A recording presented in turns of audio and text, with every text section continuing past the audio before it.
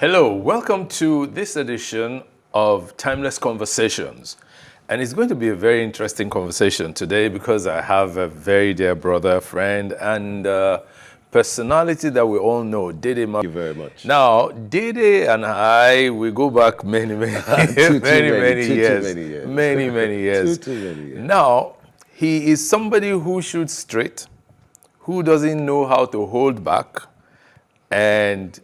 but he gives information based on his understanding. So, Dede, again, you're welcome. Thank you very much. Now, let me ask you this question. You read theater arts, you practice, as you say, theater arts, but in a different way. You're using music as the propellant for that practice. Art itself, yes. Okay. How has life been for you as a musician and entertainer? It's been very interesting. If you take a spectrum of it from whence I came, to me, it's been a journey worth its salt. It's been a journey worthwhile.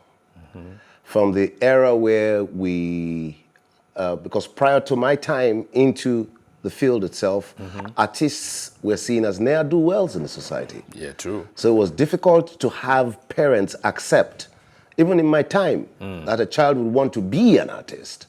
They would call you all kinds of names. You know now. Yeah, I know. And but you had to rebel in one way or the other, especially if you come from families like the one I come from, to get into this field itself. Yeah. And for us to see that today, the spectrum has changed comparatively so, because some of us have paid the price for it. You know, for the new generation to have a freer sphere to operate in the arts sphere as a whole. Yeah. Okay, so you're successful. You're known. You're a known brand. Well, I'm a known person. I don't know about brand. Well, you see, there are no two Dede Mabiakus. Oh, yeah. You know. So that's a known brand. Okay. All Let's right. put it that way. Shortly before we came on now, one of my people was asking you, Uncle Dede, when are you coming on another show? Another reality show. Yes, that's recognizing you as a brand because you shoot straight. That's right. What had been those things that prepared you for it? Would I say, first of all, the grounding I received from home. Okay. Prior to that, or added to that. Grounding you received from home prior to your rebellion? Yeah, prior to my rebellion. But within that sphere itself, I mean, when I was in secondary school, I was in the musical society. Okay. I was in the cultural society. I was in the school band. Secondary school. Oh. That's Federal Government College, Warri. Okay. When I was in the primary school, I was even among the people playing the drum for your school band? Yeah, school band. Yes. And I was in the cultural society also. So it's like my life has been more or less entwined within.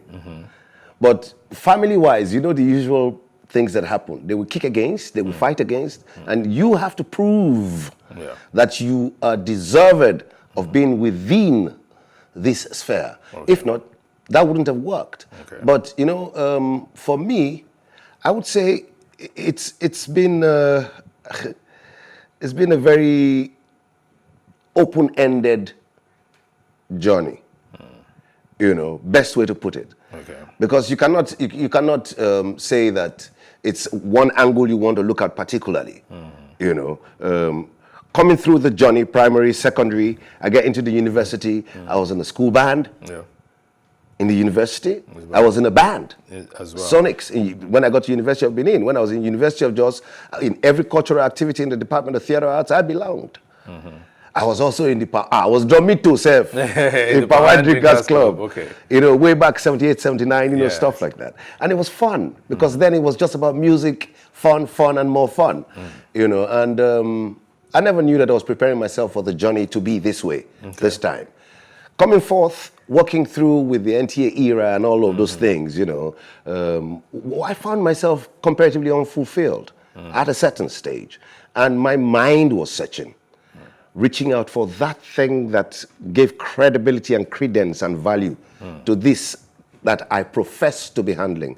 I did stage, lots of it, in the National Theatre, which you are aware of. Yeah. And I did television also, and won that award as the, I think I was the first person to win that award in this country. There are many the firsts. best actor, yeah.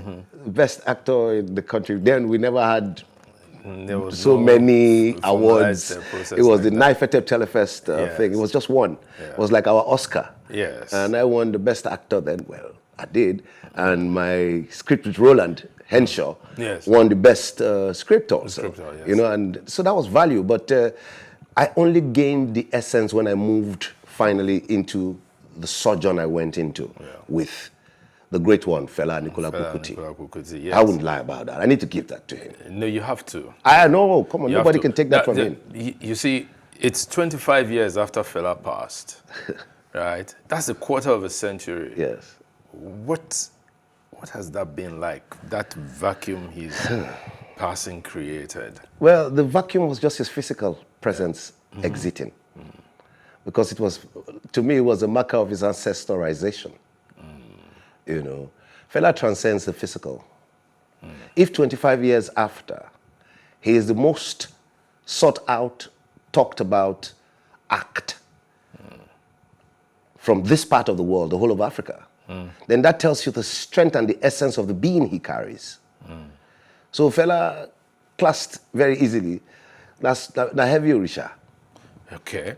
And to sit there and learn at his feet is a blessing that I don't know why Olodumare put me there, but the journey is still on. Okay. So saying 25 years after, it's a spiritual thing. And I am still within it. He's still within it with me. I know so. I feel so always. Because everything he says, everybody attests to the fact that it's true. It's coming to pass. Yes. That's prophetic. For you to be within a unit that is so prophetic 25 years after, that is so sought after now by the entire world, 25 years after physical exit, tells you the power of what that represents. You know, the impact of Fela's music, locally and globally, was such that when he coined and created Afrobeat, you know, that Fela had played a bit of high life, a bit of soul, and all that until... And jazz, lots of jazz. Lots of jazz, yeah. And he settled for Afrobeat, and particularly now using the music form as a platform for sensitization of his people. Yes. Years after, music from Nigeria by the younger generation now, everybody now, is no longer called Afrobeat, but Afrobeats. Well, What's your take on that? my take on that is simply this. For want of a better way to place what the younger generation are doing, some group of people, Yes. a Ghanaian and some British, decided to play act a name coinage. And it stuck because of the present day social media gap. Ghanaian and what did you say now? Some white. No, there are also Nigerians. No, in no. it. See, the Nigerians came into the picture later. Okay. Yeah. Came into the picture later. Let's be frank. The picture here is wanting to harness benefits from the root source itself. So the only way is to retain the name, just put an S at the end. So that there's more focus towards what they're digging into and digging out from. Yeah. Listen, the young ones, the present day generation are tapping from the root itself, from the source. Yes. But the value of what they do is not within the realms of what the source created. Fela's genre of classical African sound was very serious, very dogmatic, very pragmatic, very studious. Fela remains the most atonal master as far as music is concerned in the world.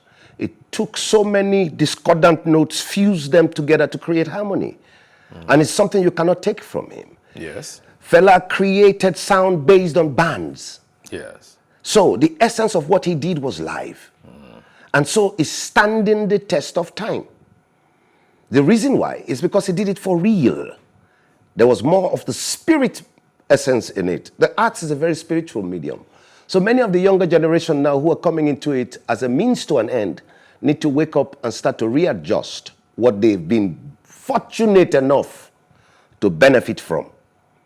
Because they did not know the works that went down to create the pedestal under which, on top of which they stand today. Musicology, musicianship, artistry is dying. There's a dearth of musicianship in the system.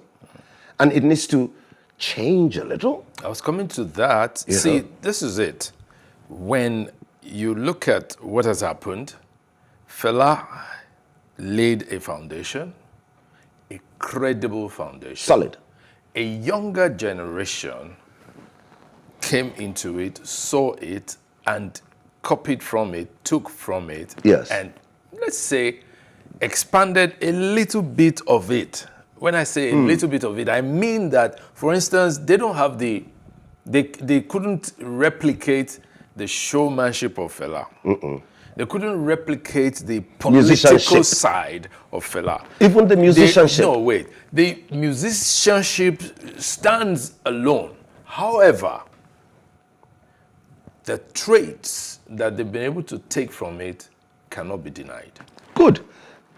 Be that as it may, because concretizing on that, Yes. it just shows that they just picked some parts and it is blooming, because the present day world of the social media blitz creates a situation where the modern trend makes it possible for thoughts to happen that easily. Why? The computers are there where you can loop sound. Yes.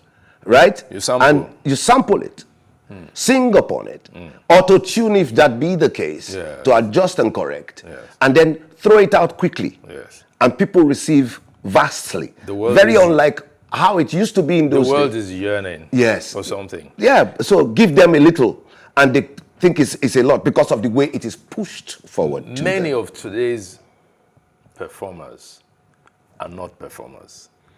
Many of them are not singers.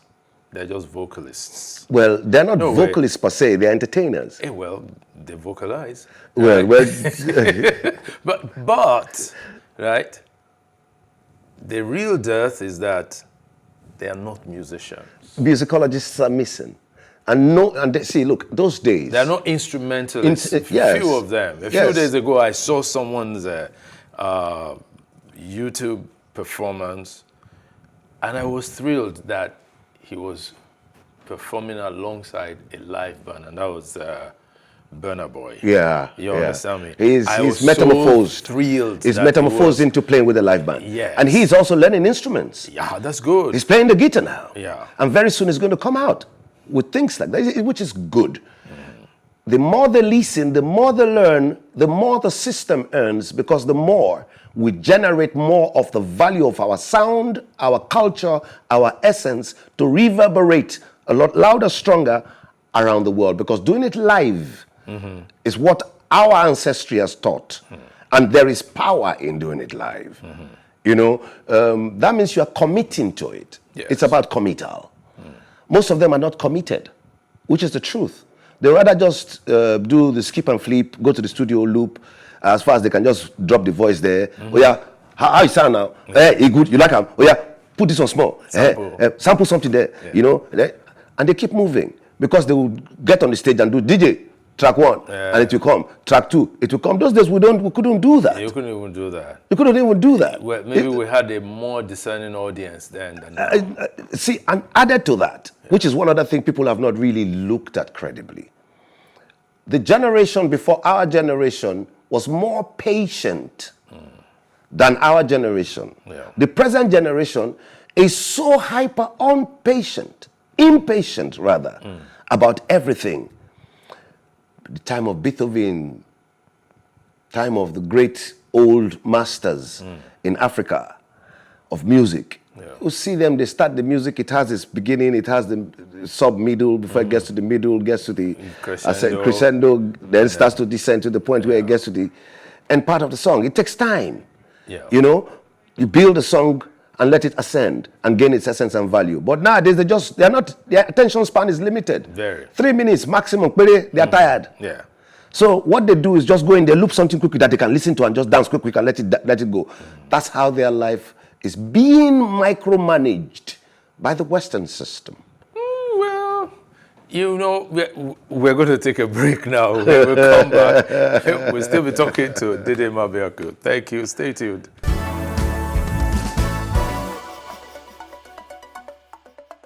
Welcome back. It's still Dede Mabiaku as my guest on this program. We were saying something about the impact, the influence of micromanaging of the music scene or the entertainment scene by the Western world. I don't think that's really fair. I think it is. No, wait. If we want worldwide recognition, the standards of the international community would have to be taken into cognizance. Or how would you explain yourself with that, your statement? I would. Oh, go ahead. I'll break it down a little for you. Yeah. If you let the essence of one people's culture thrive and be propagated the right way, the values therein will come out. The reason why the Fela factor reigns dominant today is because he forced his way into letting the culture he was trying to build out for the world to see thrive. Yes. So he built the musicianship, he cultured the sound, he cultured his principles and dogma, and he wove around that essence of values, which he could carry anywhere, undermining whose ox is God. Yes. Now, and he did all of these live. The present day generation, they just want them to quickly bring something that can hit the dance floor. So they made music much easier for them to access and dispense or disperse to the world out there. So people will not take it that seriously to want to sit down to learn instrumentation for quite a while, because they believe there will be a studio there they can press one note, the computer just gives them, they say, I like that sound, loop it. Our people believed in principles that we needed to follow for quite a while. Mentorship, very important. The mentor and the mentee have to groom over a period of time the essence of values they need to create.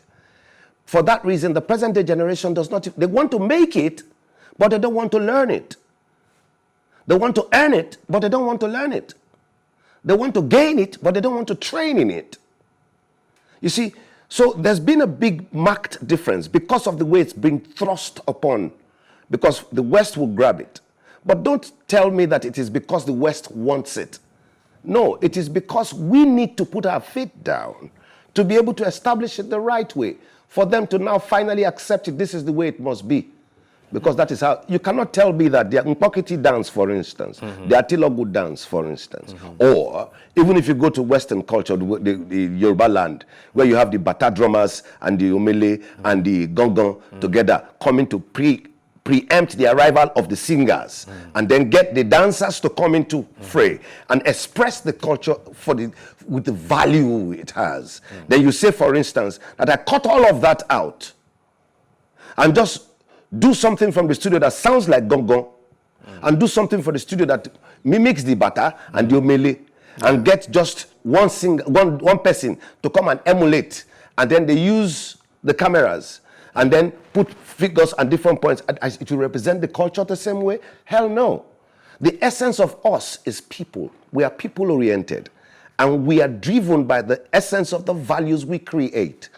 The African value is what we are losing. We need to reculturalize their mindset based on what they say they need. They need to see our values, not their values. But you know, the internationally, there is the threat to cultures everywhere. Thank you. But you are the same person who attested to the fact that you are very happy when you saw that now you saw Burna Boy playing live. Yeah, I said Thank so. you. I said so because here we go. Also, as a professional, I know the essence of a live band. People-oriented, people-driven sound. A not performance machine. that is based on reality, not an assumption of this is what the sound is. Because in the long run, right, the musicianship that is not exhibited is what we yearn for. Thank you. Because we had seen it before. You see, if you look- However, what I'm saying is, I don't agree with you that it is the international community, the international controllers of music or the entertainment world that are making our people do that. I think it's a situation of people finding an easier way to produce sound, right? And then when they go for live performances, like shows that they have, right? And then they can't perform with a live band. They now have Mr. DJ, roll it. We just said the same thing. No, I'm telling you. If they learned it, Yes. the way the rudimentary style pattern of the African format cometh, i.e., you are mentored, you are trained, you learn. Okay. When you learn, you earn the knowledge. Okay, let me break your thoughts. How would that be possible in today's world? That's why I'm saying attention span is patience, tolerance. Look, listen, every world that you see comes with its own cliches and dogma. Right? There has been an erosion of certain values from the system. Tolerance, patience. Those things are very important. I'm saying, how do we make the younger generation learn it? Simple. By starting from the base like it used to be done. So in those days, please, bear me this. I'm bearing you. In those days, in primary schools, you had music lessons, you had music teachers. They still in secondary teach it. schools, you had music lessons and music teachers. It's not going on anymore. Many you don't have them. still teach it. No, sorry. That they do. Except you're talking about the school you are able to afford to send your children to. No, I'm talking of the school that I attended. No, bro. Look, your time is long time gone. No, it's The there. present It's time, there right not now. there. It's there. Go to CMS Grammar School. They're doing it. My brother, how many schools are like CMS Grammar School? CMS Grammar School is doing it now because the old boys came into the picture to make sure that some of the things that we benefited from are reintroduced. Now you are coming to my point. Yes. You see, the system has to be recalibrated to make the present day generation fall in line. If it is done in CMS Grammar School and it can be replicated in other grammar schools Even and in other Federal secondary schools, Federal Government College Warri is not doing it the way that we used to do it. So what's your old boys association They are doing? struggling to make sure that these things are put in place right now. You see, Dede, what I'm trying to show you is that we can't just leave it to the younger generation alone. All of us have a responsibility to make this thing happen. That's what I just said. We have a responsibility. It is our responsibility to make sure that we push the powers that be plus us ourselves, being part of the powers that be, to make sure that these things work. Dede, you are also part of the powers that be. I've just said so. No. I said we need to push the powers that be. No. And Just say we also, I said, and we also as part of the powers that be. Do you know how the younger generation see your generation, which is also my generation? Do you know how they see us? The story different too. Oh. And so we have to admit that we have not done enough. That's what I'm saying, that we need to retrace this back. No. You cannot let what is coming from the West be a total dictate to what the present is receiving. We need to reculturalize the mindset of the generation we have. We have phones. They come from the West. We use the phones. I'm not saying we shouldn't. I'm saying we need to reposition the mindset of our own in the present. There are examples beginning to come into fray. I'll give you this. Okay, many years back, we are thinking that it's just only of recent that people are tapping into the Fela thing and the rest. No. Very, very many years, but look at people like Missy Elliott. Yes, sir. Song like What You Gonna Do. If you listen to it, that's authority stealing now. Yes. You know, and these things have been there, but people did not really look at it the way we need to start looking at it. They were taking samples and looping. Whereas what we need to do is training the people to know how, so that they can handle these things the right way. We are giving room to the phone to control the children instead of making the children understand that they should control what they seek and use the phone for. We are leaving room for the children to be looping instead of teaching the children how to be the instrumentalists that will take control. Fine. So at the end of the day, the control is left in the hands of the person who holds that. Your chip is just access. They hold all your documentation. They are your storehouse. But your storehouse, which is live, cannot be taken away from you if you culture it. That's what I'm trying to say. The Fela genre, Fela generation, taught all this to so many. Don't cave in to what they will give you in totality. Use the essence of those values, but it should be based on what we are culturalized, our ways of life, our cultural attributes. And this goes across all spheres, music, because Fela is not just music. Yeah, sure, certainly. Oh, it's Certainly, a culture yeah. which is bigger than music. You and I Sure, know sure. that. You know, because he transcended music, politics, economics. He was into all over. All over. He was all over. Yeah. Medicine, Yeah. you know, and everything you want to talk about. Because, you see... No. In fact, let me break into that. You know, when you mentioned medicine, I recall that for a long time, forever, he actually kept singing about and talking about the need for us to go back to African medicine. Herbal. I remember that song. It's a herbal medicine. That's the solution. Why didn't we go back to herbal? Well, we're going back now, I think. Yeah, isn't it funny now Yeah. that in the present day and time, some people seem not to even realize some certain facts. For too many years, that Oyibo queen went there for yonder, Iyachali, Queen of England, Oniwayo, she has been on herbal medicine for donkey years. During research, we found this out. And they have been pushing to us synthetic drugs for so many years, to the point that Nigeria as a whole is dependent on China and India for medicines. But that's more of a business. Thank you. It's the same thing we're talking about, your cure. If we cure ourselves with what we know are natural, that man from outside will not pump in the synthetics into us, because that is not us at all.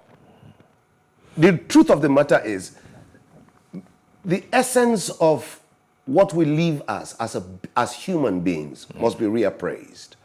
For everything that afflicts man, Olodumare has left an answer in plants. Yes, you know, herbs, plants, generally have a therapeutic impact on the lives of humans. It's nature for nature, nature to nature. But there is also the need to be able to measure what doses or dosage would work. Therein comes the problem of what the system has been faced with for too many years, the dogma, i.e. the health scheme put up by the governance over the years. Because commonsensically, when you look out there, you find that in nearly every major stores you see, even pharmacies, you find Chinese herbal medicine in every nook and cranny. Even Indian. Even an Indian, yes, in every nook and cranny, and people dive for them. Yeah. People go there. Yeah. But this is Olodubare's natural bed, God's own natural bed. If you take a trip, for instance, like we're talking some time back, from Lagos and say you're traveling to Benin, look left, look right. Yeah. Omo, what will you see? Yes, untouched, untapped, rainforest, unhindered, uninhibited natural resources. And in those places lie these things. But what has the Ministry of Health over the years done? What has the policy on health in the country been? Look, arguably, about 80% of Nigerians cannot afford to patronize the orthodox medical centers. So what has been keeping them alive? Has the health principles in the country been able to juxtapose their findings based on these, so that at the end of the day, you bring your pharmacologist, your health scientist, your biophysicist or scientist, and sit them together with the Ilewe Omos, take data for data about their claims, do a recce on these findings, do a test to find the efficacies therein or otherwise, so that we can now have a concrete database of what we know is proficiently patent to cure. We can cure the world. But I can say this, that the policy has been evolving. All states in Nigeria, for instance, have boards of traditional medicine. Yes. And then some universities that I know of also have programs in traditional medicine. How many universities? It will start somewhere. But maybe we just want to mainstream it now. If you want to start anything in this world, yes, it has to start from the grassroots. Yeah. Okay. When you say grassroots, it comes from base up. Yes. We start from the primaries. Start to teach the children. We need to go back. See, those people went down there 18 and above, you go hard to teach them new things. So those people went there for down. We go there, start to teach them the essence. This one is dogoyaro. This is lemongrass. This is why these people are using okpaing. This is why they are using. But that is being done even in villages, in towns, in hamlets, and all that. It is not done the way we need to make it nationalized. That's why we need to, allow the evolution of the study aspect of it. See, of the codified aspect of it. We cannot leave it, because this is the time for them to have even tapped deeper into it. Why do I say this? There are certain priests in Nigeria, somewhere around Edo State, that are carrying out researches on herbal cure. And they're producing a lot of solutions. And they're working. That are certified by NAFDAC. Thank you. Yes. Now, I remember during when the COVID outbreak started. Yes. They came out with 2 principles. And what were those principles? 1, wear a mask. 2, social distance. Yeah. Good. In Ajangbadi, Idi Arere, Idi Okpe, Idi Mangoro, Mushin, Agege, Isaleko, Apo, Ogwanja, Isapele, urban area, all those areas. Can they social distance? No. 2, when they stay 10 in a room, 20 sometimes in some room, they feel wear mask when light not there. Not be die with that. No. But we saw these people wake up in the morning, struggle to survive, go to any work they could find, look for the small food they could find to eat, come back in the night and sleep. Don't forget, dead body not they hide. And there were not many cases of fatalities during that period. As the World Health Organization done themselves a favor by showing the world that this happened within the period of the so-called, in quote, pandemic. Hold it. I'm coming to my point here. Did they show this to the world? That these people, how did they survive it? There were no hospitals. All we saw was that they kept some isolation centers that were like poster centers. And then in no time, all the isolation centers, nobody there inside again. Now, amala, ewedu, rice, mama, dodo, and the rest. And then they give those people, they bring people coming. They're smart and they faded everything out. Yeah. Right? And the people were living steady. The major problem the people had then was what? Hunger. Yes. Next, the West propagated some certain theories medically. If I walk into the Western world today, or to Americas, and I stand in their midst and say, it looks like I have COVID, they will tell me to self-isolate for 14 days, max. But if I walk into their airport today and I say, it be like I get malaria, right there they will quarantine me. Instantly, they won't let me move. Which means that the efficacy of that so-called malaria, which they fear so much, is higher than the one they just brought in now from their laboratories. No, Dede, you too, Rora. First, the World Health Organization, I know they are researching how it was possible for Africa generally to survive. But that. I want to postulate you understand to them. And I'm waiting for the publication of their findings. But you and I know some certain truths. That one, our ancestors coded this from the present date from knowing that they made us take our medicines as food. You see, check this out, brother. Humanity generally did that. No. Generally did that. No. See, for instance, I have read and I have found information online concerning the fact that our eating habits were okay up until the 70s. And the 70s is just like about 50 years ago. No, 60s. It started in the 60s. Yes. When they started to talk about... you could eat like about 4, 5, 6 times in a day. The human body is not designed to eat like that. It's designed to work a bit, eat a bit, rest, then regenerate, work again. Recuperate. You understand? Let the system itself. So, and that's when we started having issues of obesity, so quote and unquote pandemic of other stuff. That's not when we started having obesity. Obesity has it's been a way of life. Look, see, obesity. Go read. You too go read. You find that up until my brother, go look back to the ancient days. Many of those people when they say they're affluent, Calabar, go to Calabar land from way back. to marry the girl, they go take and go where? Fattening room. Fattening room. That one is a concept. It's a concept. It's a dogma. It's a culture. It's a concept. It's a culture. As part of the culture. Thank you. It's a culture. Right? But we're saying humanity generally, right? Until the late 60s, early 70s, we didn't eat so much. We'll take a break now. It's Dede and I today. Stay tuned.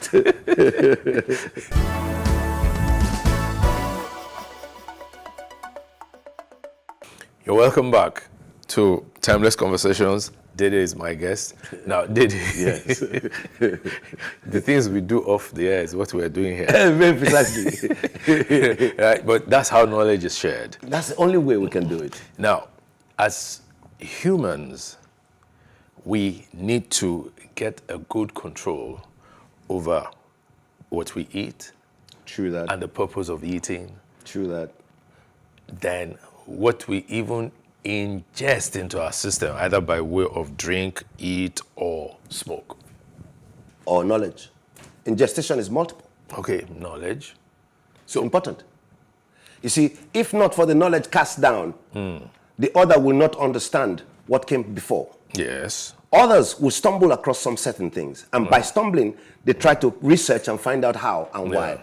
Yes, but passed down knowledge is power. Because it gives you a base first to start from.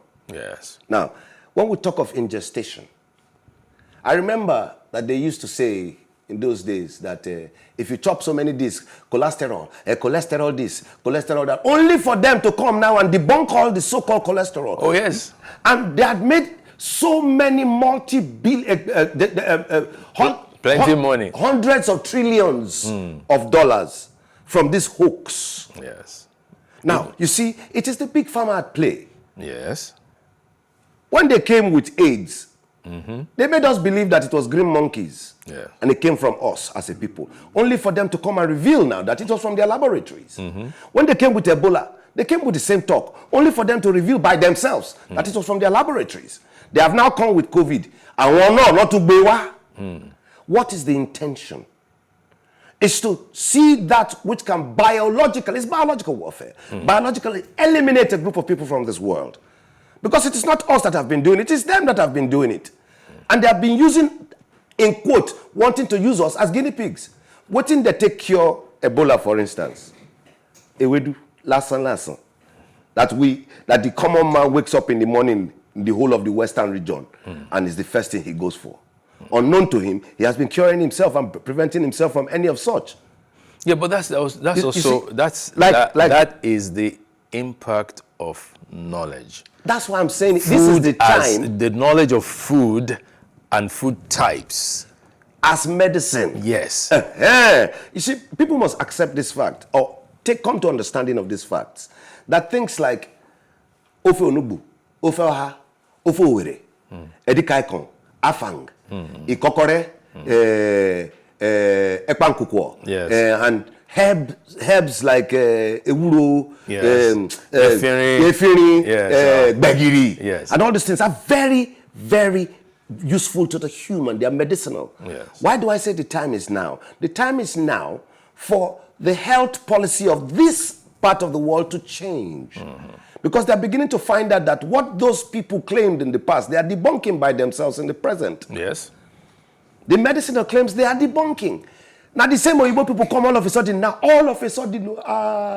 they begin to package bitter leaf into capsule. Hey, because people cannot tolerate the taste. No, that's what they claim. The point is this: what in people they don't take and power now. Yes. They don't take and power. Now the thing when we know we don't use them as a way of life. Our people don't chop them as their own mainstay that has been rebuilding and regenerating them over the years. You know, we need to be careful not to stigmatize research into modern medicine. No, I've just said that those who have gained the knowledge of the research methodology of modern medicine should now come and sit down and take details and dossier from those who profess the knowledge of the herbal. Yes. So that we can now carry out a exactly. and we start to make the trillions or more that the Chinese and Indians are making today. I think more of making more people healthy. That is the whole idea now. If you make person healthy, you know go end for the not just the money. You sell amala to me, you know collect money na free.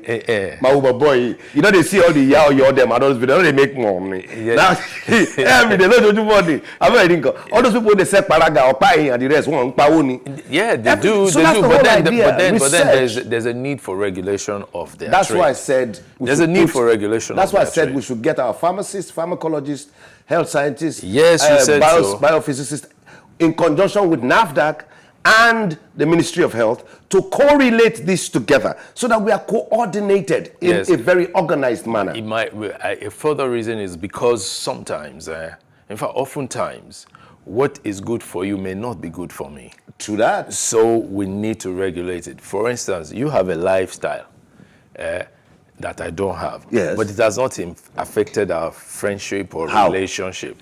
Right? Can it? You take if after 35 years we still relate the way we relate, you take your Igbo. I have never taken it. Yes. But you're still my very good friend. Till tomorrow. You understand me? And you see, coming to that point of the Igbo factor again. Yes. Hold. All those years they will be stigmatizing us, castigating us. Hey, I'm bored, this, that. Now, Uncle.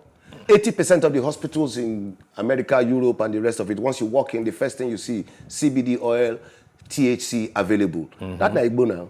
That's the oil from it. No, you see, here we go again now. You start to tell me that's the oil from it. Of course what else will it be again? Of course it is, because for years, for ages, they had always used hemp, or what's it called, from it, the derivatives of it, in medicine. Thank you now. They had always, but then what was frowned upon was the smoking of it, because a lot of the people who did it then didn't have even your own persona. Okay. It didn't affect you. No, but you see, there we go again with something else. It is the level of use and abuse that we need to you need to paraphrase in anything. Look, abuse water, wahala day. Abuse ogogoro, wahala day. Abuse even eba, gari, wahala day. Abuse anything for this world, wahala day. But tell you what, most of the guys who were, well, the poster stigma for things like the use of cannabis, where maybe some of those people who they go wake up in the morning, they never eat, they go drink ogogoro. Small time friend tell them, say, you go drink stout. Say, give me that because it's free. He drink on top. Then he can't go smoke Igbo. When they smoke the Igbo, go smoke one full big jumbo all by himself. Smoke and finish, waka go. He never eat. What will happen to that person on the street? He will misbehave. Thank you. At the end of the day, they will say, but that's the truth. But the real picture, it's not that. Yeah. Because there are many other paradigms that he had crossed before getting to that last stage, which is the use of the weed. Tell you what, the Jamaicans have always called it the herb. Back at home, we always call it the herb. Which home? Every home. We didn't call it herb, but we didn't call it Igbo. Kinigbo. What is Igbo? Herb, the bush. Everything that is within. It is the strongest, most ethical plant. That's why they gave it the name of the bush as a whole. See, come on, is it not amazing that in America, the whole of America is legalized now? No, not the whole. No, not the whole. No. When you have 75%, Dede, you have 75% of the country. Some parts. When you have 75% of the country. There is still no federal law legalizing it. So I say when you have 75% of the states in America. Waste time. Let's not waste time. No, the whole of Canada, uncle. I don't know about Canada. Ghana self. They're in the process. They have started exporting. They're in the process. Even here, Governor Akeredolu said sometime ago, I didn't show it. But you see, that's the thing about it's reset. Back to that same thing, my brother. It's about the evolution of society. It's the truth. We are too slow in this evolution. That's what I'm trying to make you realize. But you can't rush it. No, it has been with us since. We're not rushing it. We are saying that this is the time we need to key into what we need. This is where you will get the most natural from. It is curing the world now. They're confirming it, affirming it, attesting to it. So we need to now key in. All our natural medicines, our vegetables are now being packaged. Oh, yes, that's We true. are the ones that should be doing the packaging, is what I'm saying. Yeah. The Igbota and Soro that we're talking about, they are using it for many things all over the world now. We have the natural bed take seed from your mouth, just remove and throw yam, it go grow. So in essence, it is time to paraphrase the policies and principles, because we need to start now building those paradigms that make us producers of the essence of life and living. It is through the things we have as natural God's given gifts, the herbs, the foods. Starts from there. The culture. It's embedded within. The tradition is built within. We culturalize how we build on our own heroes. Instead of flashing everywhere other people's heroes, we flash our heroes. We are building, we are sending the message in. Look, the first African ever to be represented in the height of theaterdom in the world is who? Fela Kuti. And we are not tapping into the resources the way we need to tap into it. The system is supposed to have critically focused on that and done a recce, a proper research on the Fela factor. Its essence, its values, its growth. They're tapping the money from abroad now like no man's business. You all saw how Fela Live on Broadway went. Yes. Money spinner. Yes. And they made a lot of money from all kinds of things, memorabilia from all kinds of things. That would have come home here. To the extent that, well, our people are also guilty. Some of our people. They did not allow for our people to be embodied within that, to lead the trend of that. We would rather sell out than sell in. But we need to re-acculturalize our mindset from outward to inward. But what if money comes from outward? You have to go there. No, you can build the essence of letting the outward come with the money to collect the value from inward. That is all I'm trying to say. Retain the essence. Retain the essence, because the value is therein. You trained in it. You were mentored in it. You learned in it. You are now well versed in it. So you are the authority in it. So they would need to come here to get it, because the value therein lies within. So the returns will be commensurate with its value, because you will dictate that which is the value, not them to dictate to you. Because they just come here, lift off your raw materials, carry your cocoa, go, bring chocolate, come. Yeah, but that's because you have not taken the concrete steps towards making it happen. It is not about you here. No, Dede, wait now. Wait. For instance, you have a situation where, whilst we were growing up, the imported finished goods wasn't so much in our open markets. We had more industries working in this country then. And the industries were from where? Yeah. Doing what things? We had industries. No, give me the examples. I'll start coming in for you. We had industries that were local, producing local products and selling within the Nigerian and West African markets. Give me the products you're talking about. Let's go in. I don't want to go into... Yeah, you want to talk about USC products? Yeah, well, USC too. Don't you know what USC is? No, that's historical.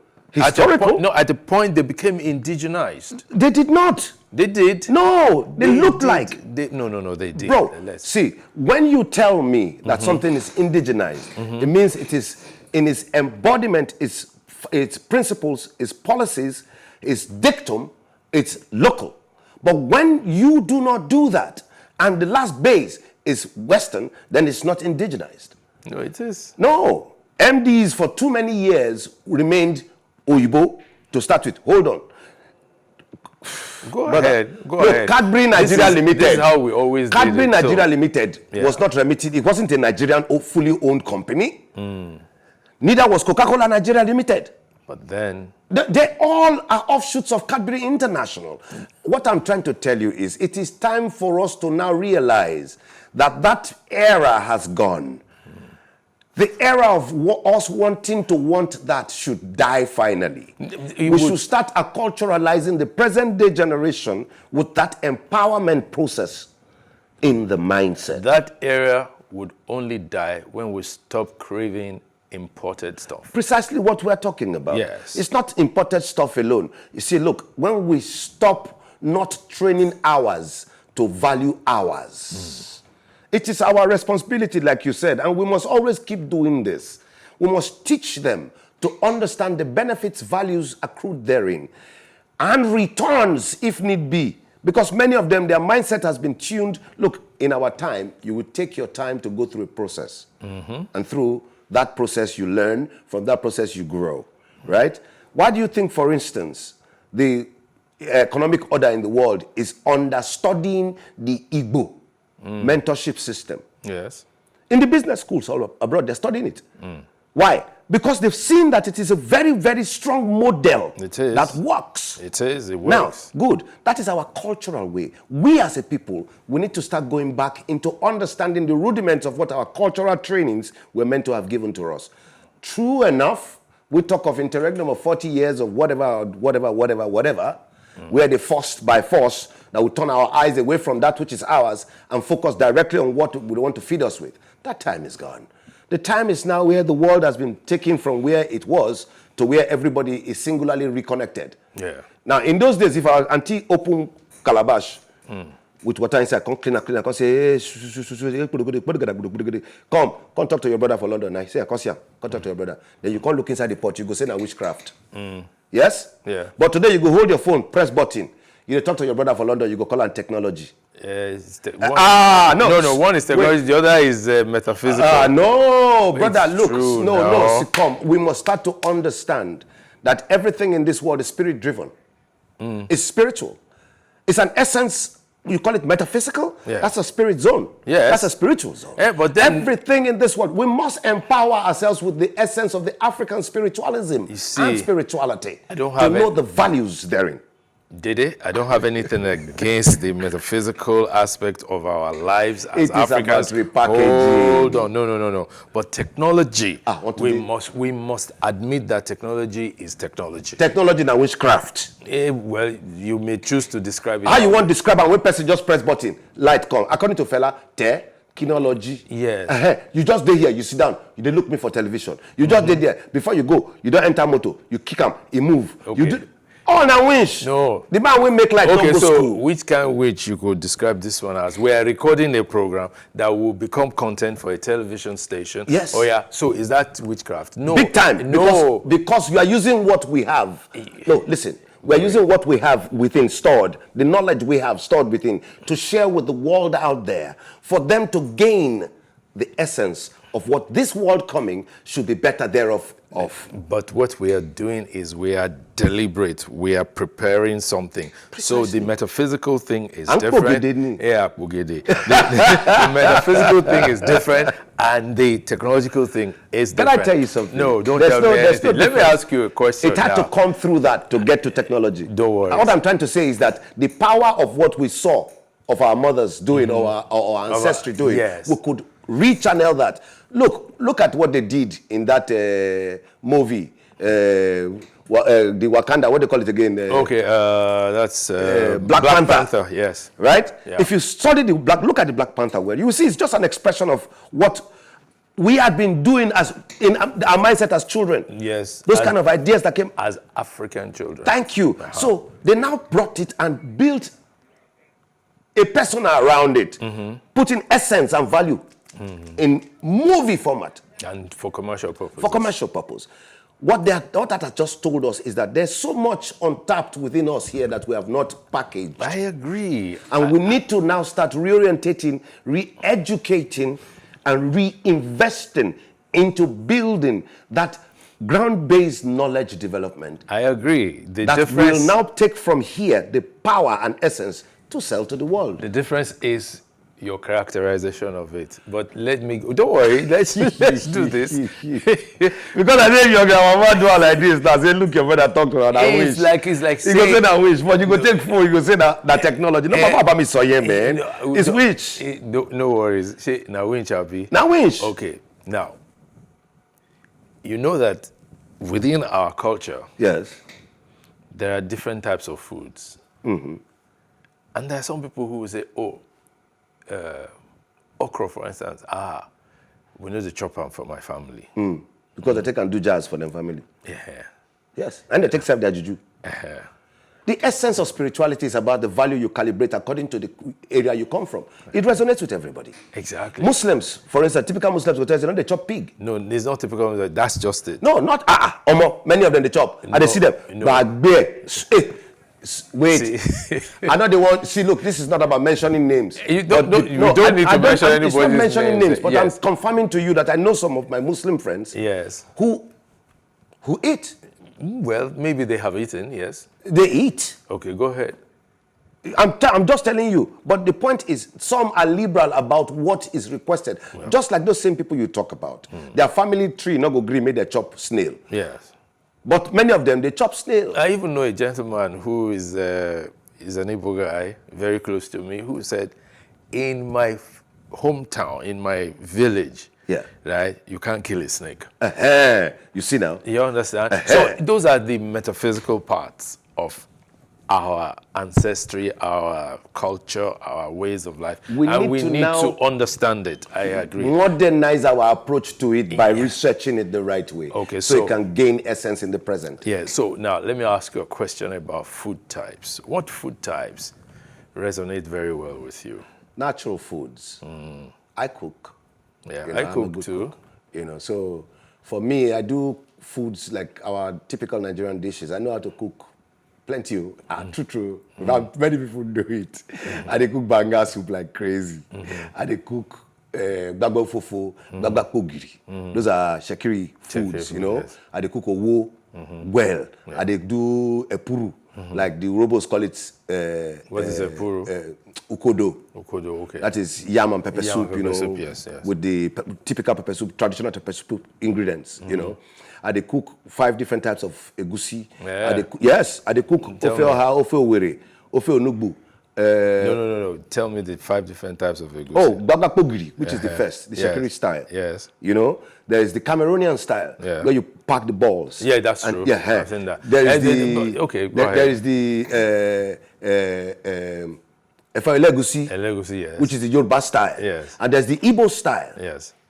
And these are, everything have their own, Then like the okra we talked about also. I dey cook about 4 or 5 different types. Shekiri type first. Yeah. Why you always putting Shekiri first? Because that's my roots, man. Hello. Sell not yourself and then you are nobody. I thought you wouldn't proclaim it easily. No. Amy. Hey, Otoyeme. No. Don't go there.